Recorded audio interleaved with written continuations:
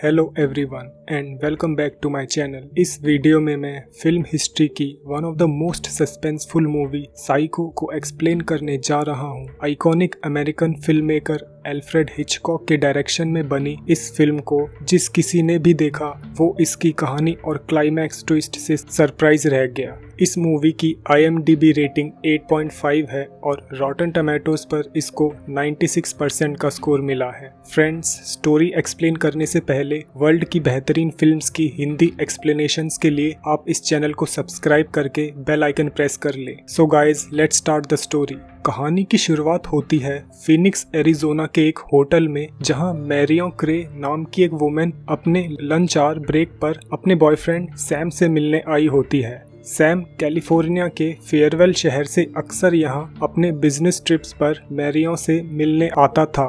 Sam और मैरियों काफ़ी time से रिलेशनशिप में थे और एक दूसरे से सीक्रेटली मिलते भी रहते थे। मैरियों सैम को अब फाइनली शादी करने के लिए इंसिस्ट करती है, जिसके जवाब में सैम कहता है कि उसके ऊपर अभी काफ़ी कर्ज है जिसके लिए उसे थोड़ा वक्त चाहिए। सैम की बातों को मानकर मैरियों अपने काम पर वापस लौटने के लिए वहां से निकल जाती है। अगले सीन में मैरियों अपने ऑफिस में अपने बॉस मिस्टर लॉवरी को एक क्लाइंट मिस्टर कैसिडी के साथ आते देखती है। मिस्टर कैसिडी बहुत खुशी से मैरियों को बताते हैं कि उन्होंने अपनी बेटी के लिए $40,000 की एक प्रॉपर्टी खरीदी है और उसकी कैश पेमेंट वो मैरियों को दे देते हैं। मिस्टर लॉवरी मैरियों से उन सारे कैश को एक सेफ डिपॉजिट में रखने को कहते हैं।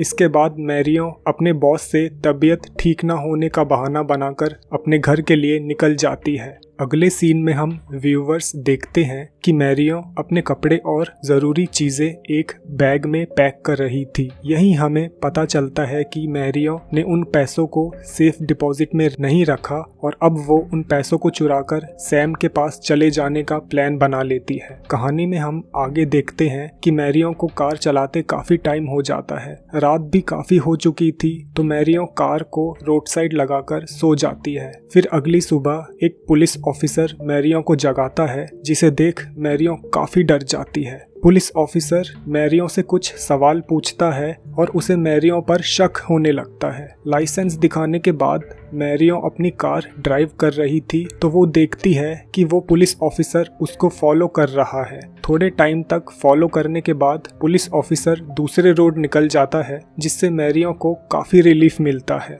अपने रास्ते पर एक पुलिस वाले का इस तरह मिल जाना मैरियों को काफी डरा देता है। इसी डर के चलते मैरियों एक ऑटोमोबाइल शॉप में अपनी कार के बदले एक दूसरे लाइसेंस नंबर की कार एक्सचेंज कर लेती है। यहाँ भी मैरियों हड़बड़ी और जल्दबाजी में शॉप ओनर की डील को मानकर वहाँ से निकल जाती है। शॉप ओनर को ये सब काफी अजीब लगता है और वो पुलिस वाले को सारी बातें बता देता है। कार चलाते रात काफी हो गई थी और फिर बारिश भी जोर से शुरू हो जाती है। थोड़ा आगे जाकर मैरियों को बेट्स मोटल नाम का एक साइन बोर्ड दिखता है और उस मोटल में जाकर मैरियों की मुलाकात नॉर्मन बेट्स नाम के एक शख्स से होती है। नॉर्मन उस मोटल का ओनर था और वो मोटल के ठीक पीछे बने एक घर में अपनी माँ के साथ रहता था। मैरियों नॉर्मन से कहती है कि बारिश काफी तेज होने की वजह से उसने सोचा कि वो एक रूम लेकर वहाँ रेस्ट कर ले। इसके बाद नॉर्मन मैरियों को उसका रूम दिखाता है और मैरियों को अपनी मॉम के साथ डिनर करने के लिए इनवाइट करता है, जिसे मैरियों एक्सेप्ट कर लेती है।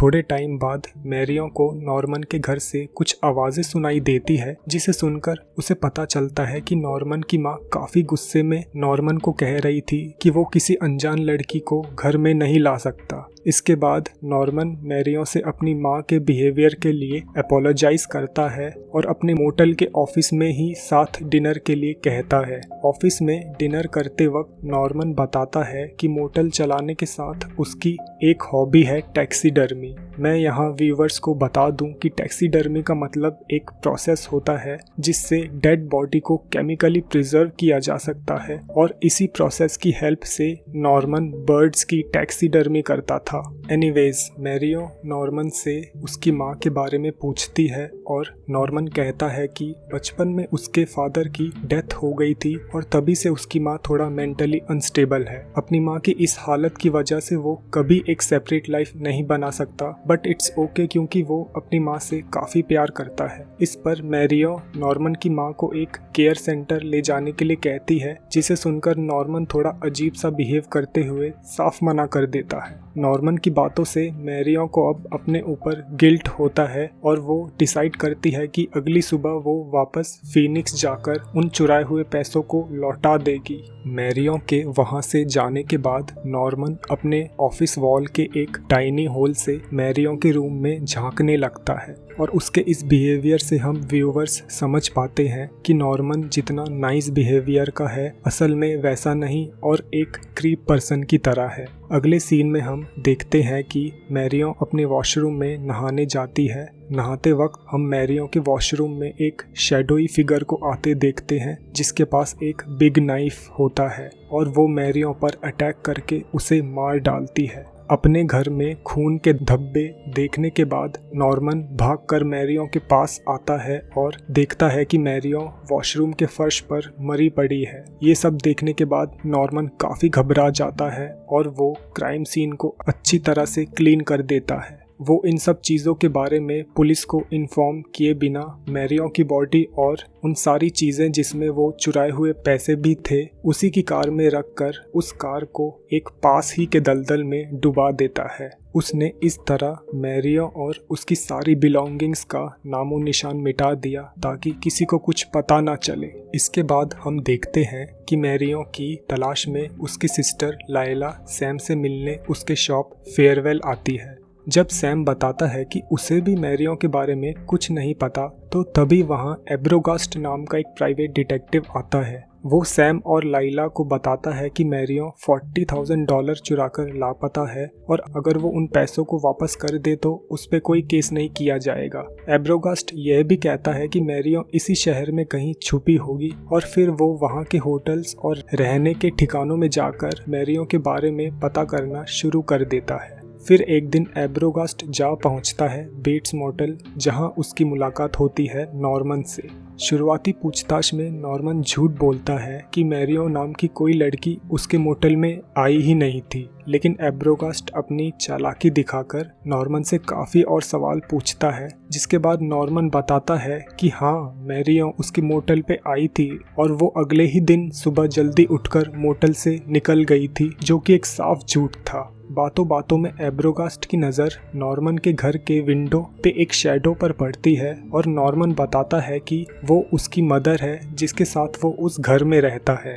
वहाँ से जाने के बाद एब्रोगास्ट इस इंफॉर्मेशन को सैम और लाइला के साथ फ़ोन पे शेयर करता है और यह भी बताता है कि और इंफॉर्मेशन के लिए वो नॉर्मन के घर की तलाशी करेगा। इसके बाद हम देखते हैं कि एब्रोगास्ट चुपके से नॉर्मन के घर में उसकी माँ से मिलने आ पहुँचता है। वो जैसे ही सीढ़ियों से ऊपर चढ़ रहा होता है तो एक स्ट्रेंज दिखने वाला पर्सन अचानक एब्रोगास्ट पर नाइफ से हमला कर उसे मार देता है। वहाँ दूसरी तरफ सैम और लाइला एब्रोगास्ट का काफ़ी टाइम से वेट कर रहे थे, जिससे उनकी परेशानी भी बढ़ती जा रही थी। एब्रोगास्ट की तलाशी में सैम भी बेट्स मोटेल पहुंचता है पर वहाँ कोई नहीं होता। उसे भी नॉर्मन के घर की खिड़की पर एक लेडी की शैडो दिखाई देती है, पर जब वो घर का दरवाज़ा नॉक करता है तो कोई भी दरवाज़ा नहीं खोलता। काफ़ी निराश होकर सैम वापस लाइला के पास आता है और वो दोनों उस टाउन के डेप्यूटी शेरिफ के पास जाते हैं। सैम शेरिफ को बताता है कि उसने नॉर्मन के घर में एक औरत की परछाई देखी थी और एब्रोगास्ट का भी यही कहना था। इस पर शेरिफ कहते हैं कि ऐसा हो ही नहीं सकता क्योंकि नॉर्मन की माँ 10 साल पहले मर चुकी थी। वो बताते हैं कि जब नॉर्मन के फादर की डेथ हुई थी तो उसका नॉर्मन की माँ पर काफ़ी बुरा असर पड़ा था और वो थोड़ा मेंटली अनस्टेबल भी हो गई थी। कुछ सालों बाद उन्होंने दूसरी शादी भी करी, लेकिन पागलपन में एक दिन उन्होंने खुद को और अपने पति को भी मार दिया। दोस्तों, यहाँ मैं कहना चाहूँगा कि शेरिफ की इन बातों से कहानी में एक अलग ही ट्विस्ट आ गया है। जैसा कि इस मूवी की कहानी में अब तक हमने देखा कि मैरियन ने नॉर्मन की मां की आवाज़ साफ सुनी थी और एब्रोगास्ट ने भी कहा था कि उसने नॉर्मन की मां की परछाई देखी है और इवन सैम ने भी उसकी मां को देखा था। इन सब बातों को जानकर सैम और लाइला ने असली सच का पता लगाने खुद ही बेट्स मोटल जाने का फैसला कर लिया था। वहीं दूसरी तरफ नॉर्मन के घर में नॉर्मन अपनी मां से कह रहा था कि वहां पुलिस वगैरह पूछताछ करने आ सकती है, इसीलिए उसकी मां को घर के तहखाने में छुपना होगा।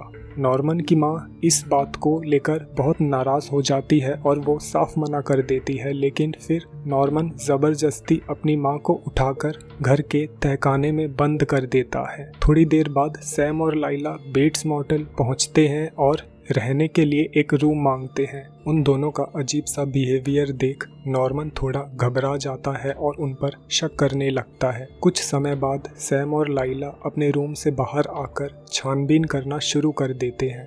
सैम नॉर्मन को अपने बातों में उलझाए रखता है और लाइला चुपके से नॉर्मन की मां से मिलने उसके घर आ पहुंचती है, लेकिन उसके कुछ ही देर बाद नॉर्मन को पता चल जाता है कि ये सब एक ट्रैप था और बिना टाइम वेस्ट करते हुए नॉर्मन लाइला को ढूंढता हुआ अपने घर आ जाता है। लाइला उसे आते देख घर के तहखाने की ओर जाती है जहां नॉर्मन की मां पहले से मौजूद थी। वहां लाइला नॉर्मन की मां को एक चेयर पे बैठा देखती है और वो जैसे ही चेयर को टर्न करती है तो एक इंसानी स्केलेटन को ह्यूमन के कपड़ों में देखती है। ये सब देख न सिर्फ लाइला बट इवन हम व्यूवर्स भी काफी शॉक हो जाते हैं।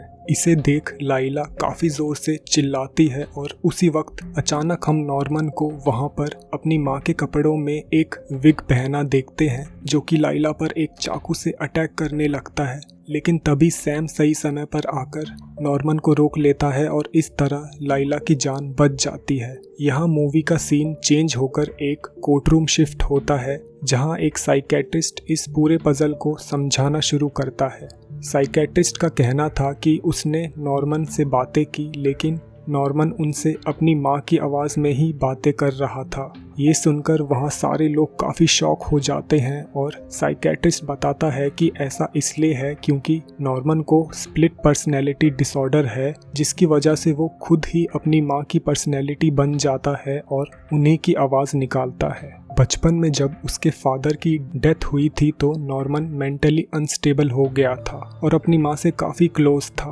कई सालों बाद नॉर्मन की मां ने दूसरी शादी कर ली थी, जिससे नॉर्मन अकेला महसूस करने लगा था। इसी लोनलीनेस और जेलसी की वजह से एक दिन नॉर्मन ने अपनी मां और उसके पति को जहर देकर मार डाला। ऐसा करने के बाद नॉर्मन को रियलाइज़ हुआ कि उसने बहुत बड़ी गलती कर दी है और इसीलिए उसने अपनी मां के मर्डर को एक सुसाइड के केस में सेटअप किया। बाद में उसने अपनी मां की बॉडी को ग्रेव से निकालकर उस पे टैक्सीडर्मी की हेल्प से अपने घर में ही प्रिजर्व करके रख लिया। फिर नॉर्मन के अंदर उसके मॉम वाली पर्सनैलिटी भी आ गई, जहां वो खुद ही अपनी मॉम बनकर बातें करता था। उसके मोटल में जब भी कोई अट्रैक्टिव वुमेन आती थी तो नॉर्मन की मॉम वाली पर्सनैलिटी को ये बिल्कुल भी पसंद नहीं आता था और इसीलिए नॉर्मन की मॉम वाली पर्सनैलिटी उन वुमेन्स का मर्डर कर देती थी। मैरियन से पहले भी नॉर्मन के मोटल में 3 लड़कियां मारी गई थी और ये सब नॉर्मन की मॉम वाली पर्सनैलिटी का ही काम था। जब नॉर्मन अपनी खुद की पर्सनैलिटी में होता था तो उसे कुछ भी याद नहीं रहता था, लेकिन फिर वो उन मर्डर्स को कवर अप कर देता था। नॉर्मन के अंदर काफ़ी समय से ये 2 पर्सनैलिटीज़ आपस में कन्फ्लिक्ट कर रही थी और फाइनली नॉर्मन की मॉम वाली पर्सनैलिटी जीत गई और अपनी खुद की पर्सनैलिटी को उसने हमेशा के लिए खो दिया। मूवी के लास्ट सीन में हम देखते हैं कि नॉर्मन अपनी मॉम वाली पर्सनैलिटी में बोलता है कि उसने कोई कत्ल नहीं किया है। ये सीन काफ़ी क्रीपी होता है और इसी से हम व्यूवर्स समझ जाते हैं कि नॉर्मन पर अब अपनी मॉम वाली पर्सनैलिटी ने हमेशा के लिए कंट्रोल कर लिया है। तो दोस्तों, ये थी साइको मूवी की कहानी, जो वाकई में बेहद सस्पेंसफुल है और अपने टाइट प्लॉट और बेहतरीन कैरेक्टर से व्यूवर्स को मूवी के एंड तक एंगेज करके रखती है। I will highly recommend this movie. So friends, इस वीडियो को लाइक करके चैनल को सब्सक्राइब कर लीजिए और मैं मिलता हूँ आपसे in the next video. Till then, take care.